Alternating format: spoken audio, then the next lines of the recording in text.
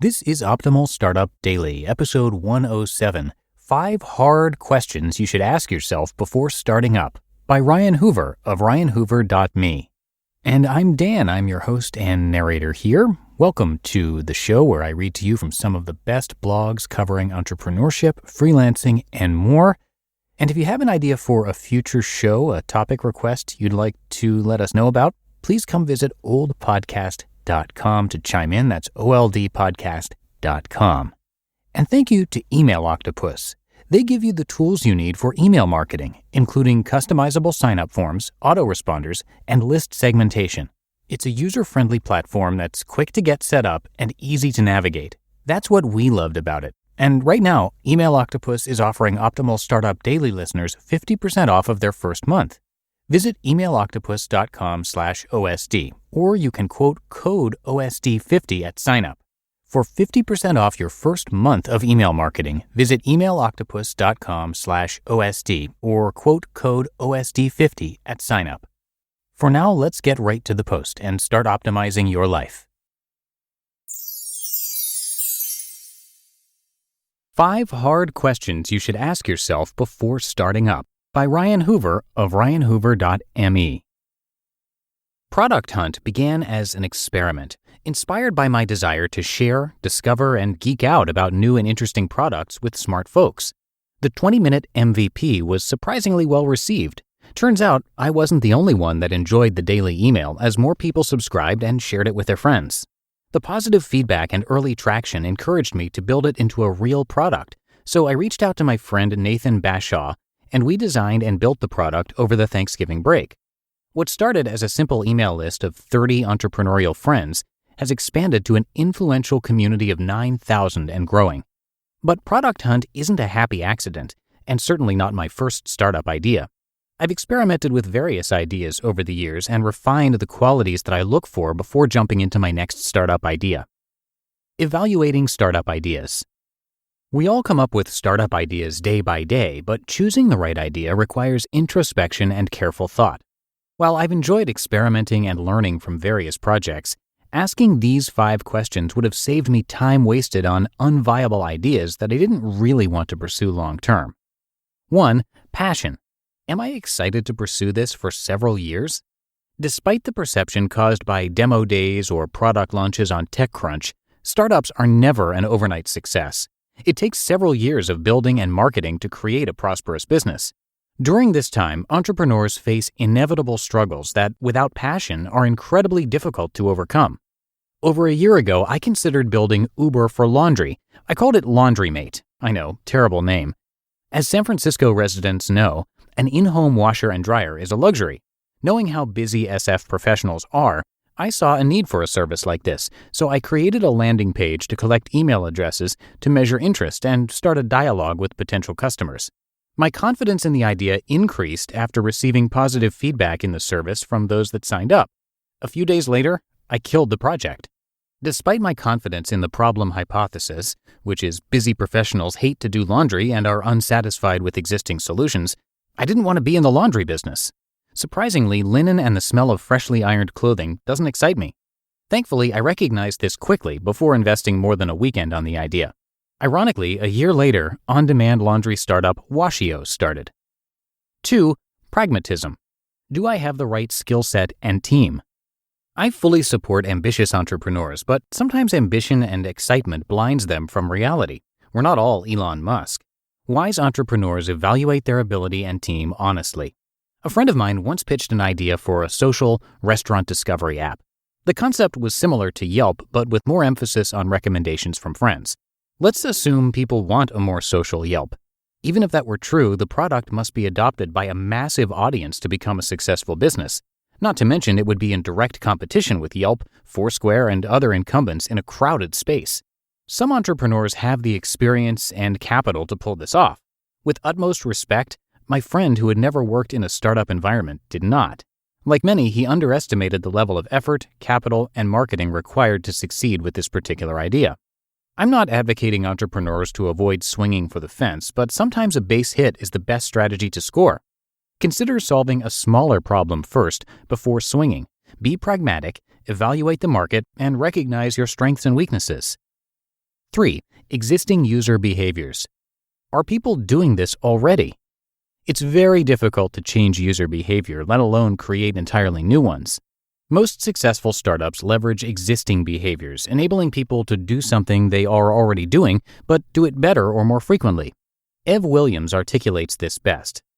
Take a human desire, preferably one that has been around for a really long time, identify that desire, and use modern technology to take out steps.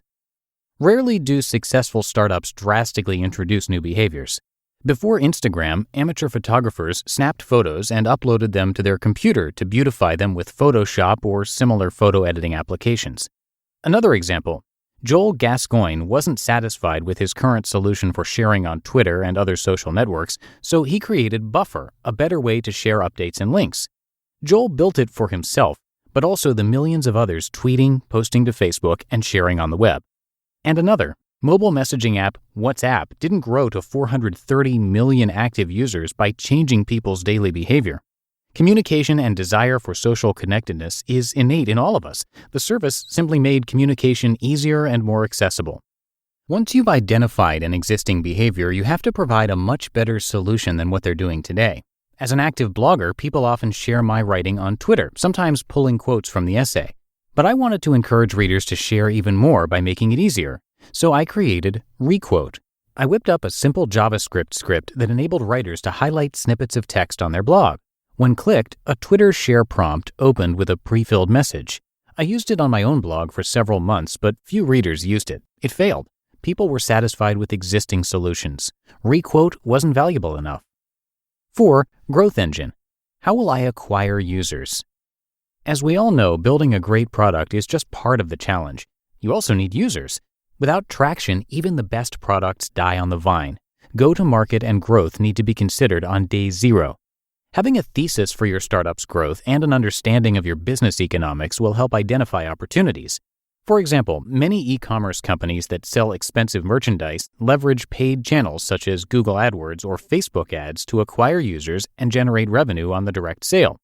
Massive growth may not be important or realistic to achieve success when each user generates hundreds of dollars in revenue. Advertising-based businesses have a very different trajectory and require a large user base to become a big business.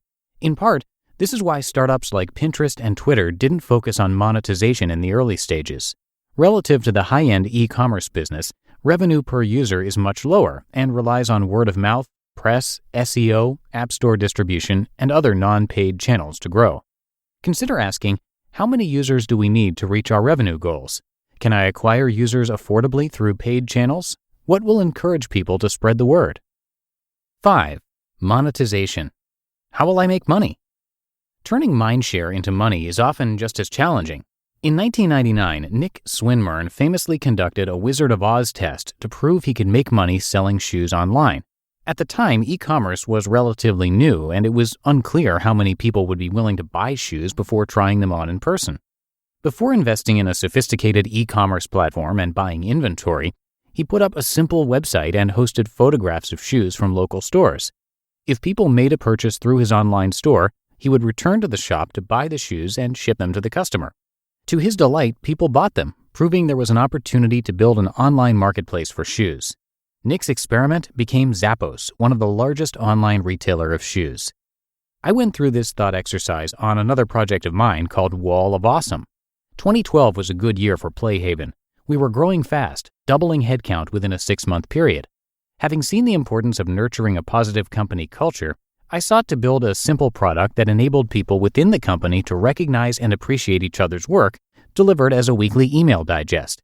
I created a landing page and promoted it across my network. I had a much smaller audience at the time. Within the first week, I received over 200 email signups and far more interest than my Requote project. But then I took a step back and asked myself, how will I monetize Wall of Awesome? I recognized how difficult and slow it would be to convert companies into paying customers, especially when there's little to no direct measurable benefit from the service. The path to revenue was unclear, and I lacked the passion to sell Wall of Awesome to companies, so I ended the experiment. New creative monetization models may be an innovative advantage, but if unproven, they may lead to a dead end. Find a way to validate those monetization ideas cheaply, as Nick Swinmurn did, and learn from the success or failure of similar businesses. So, before embarking on your next startup adventure, ask yourself, 1. Am I excited to pursue this for several years? 2. Do I have the right skill set and team? 3. Are people doing this already? 4. How will I acquire users? And 5. How will I make money? You just listened to the post titled 5 Hard Questions You Should Ask Yourself Before Starting Up by Ryan Hoover of ryanhoover.me. And hey, if you're a startup owner, this is for you. Running a business is just plain hard. Endless to-do lists, employees to take care of, and your ever-present bottom line. So first of all, kudos to you for staying on top of it. But I want to tell you about Gusto. Gusto built an easier and more affordable way to manage payroll, benefits, and more. They help over 100,000 businesses with tasks like automated payroll tax filing, simple direct deposits, free health insurance administration, 401ks, onboarding tools, you name it, Gusto made it easy. 94% of customers say Gusto streamlines payroll and benefits, and I know they do that for us here on the Optimal Living Daily team. We use Gusto for both payroll and benefits. They really care about the small business owners they work with. Their support team is attentive and helpful, and since money can be tight right now, you'll get 3 months free once you run your first payroll. Just go to gusto.com/OSD and start setting up your business today. You'll see what I mean when I say easy. Again, that's 3 months of free payroll at gusto.com/OSD. That's gusto.com/OSD. And thank you to Ryan. He is the creator of Product Hunt. Product Hunt is a massive product discovery site, although not just products necessarily. And people upvote and downvote what they like, so kind of like Reddit, but for product recommendations. Definitely worth checking out that site. And Ryan also contributed to Nir Eyal's book, and Nir is another author that I narrate here on the show, so his name may be familiar to you. That book is called Hooked: How to Build Habit-Forming Products. It's been well-reviewed and also worth checking out. Ryan actually gives away the first chapter of the book on his site. You can visit ryanhoover.me for that and a lot more.